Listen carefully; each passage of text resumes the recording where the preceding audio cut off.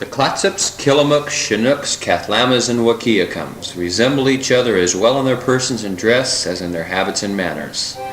Their complexion is not remarkable, being the usual copper brown of most tribes of North America. The dress of the man consists of the small robe. It is made most commonly of the skins of a small brown animal. They have also a number of the skins of the tiger cat, some of those of the elk, which are used principally on their war excursions, others of the skins of the deer, panther, and bear, and a blanket woven with the fingers of the wool of the native sheep. A mat is sometimes temporarily thrown over the shoulders to protect them from rain. They have no other article of clothing whatever, neither winter nor summer, and every part except the shoulders and back is exposed to view. They are very fond of the dress of the whites, which they wear in a similar manner when they can obtain them, except the shoe, which I have never seen worn by any of them. The dress of the women consists of a robe of tissue, and sometimes when the weather is uncommonly cold, a vest. Their robe is much smaller than that of the men, never reaching lower than the waist, nor extending in front sufficiently for it to cover the body. The most esteemed and valuable of these robes are made of the strips of the skins of sea otter. When this vest is worn, the breast of the women is concealed, but without it, which is most always the case, they are exposed. The garment which occupies the waist cannot properly be denominated a petticoat. It is a tissue of white cedar bark, the whole being of sufficient thickness, when the female stands erect, to conceal those parts usually covered from familiar view. But when she stoops, this battery of Venus is not altogether impervious to the inquisitive eye of the Amorite. The most remarkable trait in their physiognomy is the peculiar flatness and width of the forehead, which they artificially obtain by compressing the head between two boards while in infancy. From the top of the head to the extremity of the nose is one straight line.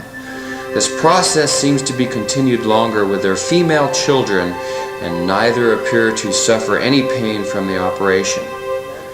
These people mark their skins by puncturing and introducing a coloring matter. The favorite ornament of both sexes are the common coarse blue and white beads, which the men wear tightly around their wrists and ankles. They also wear them around the neck, or pendulous from the cartilage of the nose or rim of the ear. They are also fond of a species of wampum, which is furnished them by a trader whom they call Swipton. The men sometimes wear collars of bear claws, and the women and children the tusks of the elk. Both sexes wear bracelets on the wrists of copper, brass, or iron in various forms. The trade on the part of whites consists in vending guns, principally old British or American muskets, powder, salts, and shot, copper and brass kettles, brass tea kettles and coffee pots, blankets from 2 to 3 point, scarlet and blue, beads and tobacco with fishing hooks, buttons, and some other small articles. For these they receive in return from the natives dressed and undressed elk skins, skins of the sea otter, common otter, beaver, common fox, and tiger cat. Also dried and pounded salmon in baskets, and a kind of biscuit which the natives make of roots called by them chapalel. The implements used by the Chinooks and Clatsops in hunting are the gun, the bow and arrow, deadfalls, pits, snares, and spears or gigs. The bow and arrow is the most common instrument among them, every man being furnished with them, whether he has a gun or not. This instrument is employed indiscriminately in hunting every species of animal on which they subsist. Their bows are extremely neat and very elastic. They are about 2.5 feet in length. They are formed of the heart of white cedar, the back of the bow being thickly covered with sinews of elk, laid on with a glue they make from the sturgeon. The string is made of sinews of the elk also. Their pits are employed in taking the elk, and are large and deep, some of them a cube of 12 or 14 feet. These pits are disguised with the slender boughs of trees and moss. The unwary elk, in passing the tree, precipitates himself into the pit, which is sufficiently deep to prevent his escape. The Clatsops in fishing employ the common straight net, the scooping or dipping net with a long handle, the gig, and the hook and line. Their nets and fishing lines are made of the silk grass or white cedar bark, and their hooks are generally of European manufacture, though before the whites visited them, they made hooks of bone and other substances. Above the mouth of the creek are 3 houses and about 12 families of the Clatsop Nation. We crossed to those houses, which were built on the southern exposure of the hill, sunk into the ground about 4 feet. The walls, roof, and gable ends are of split pine boards. The doors small, with a ladder to descend to the inner part of the house. The fires are 2 in the middle of the house. Their beds are all raised about 2 feet from the bottom floor, all covered with mats, and under those beds are stored their bags, baskets, and useless mats. Those people treated me with extraordinary friendship. One man attached himself to me as soon as I entered the hut, spread down new mats for me to sit on, gave me fish, berries, roots, etc. All the other men of the house came and smoked with me. Those people appeared much neater in their diet and frequently washed their faces and hands. An old woman presented in a bowl made of a light-colored horn a kind of syrup made of dried berries called chalan. This syrup I thought was pleasant. They gave me cockle shells to eat and a kind of soup made of the bread of the chalan berries mixed with roots, which were presented in neat trenchers made of wood. The natives make their canoes remarkably neat, light, and well adapted for riding high waves.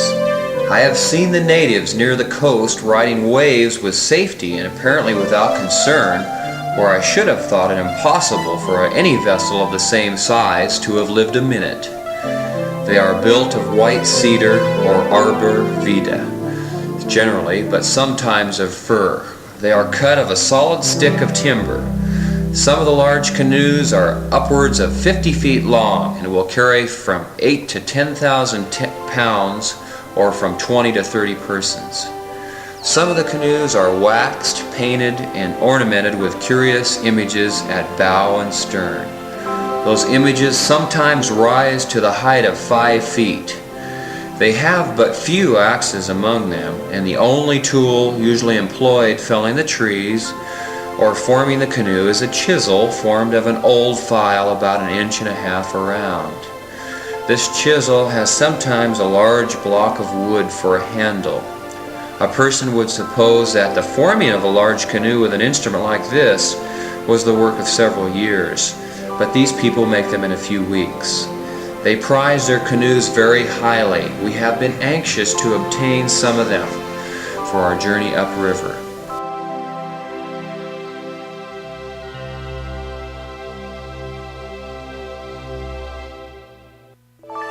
The whale is sometimes pursued, harpooned, and taken by the Indians of this coast, though I believe it is much more frequently killed by running on the rocks in violent storms and thrown on different parts of the coast by winds and tide. In either case, the Indians preserve and eat the blubber and oil. The smallpox has destroyed a great number of natives in this quarter.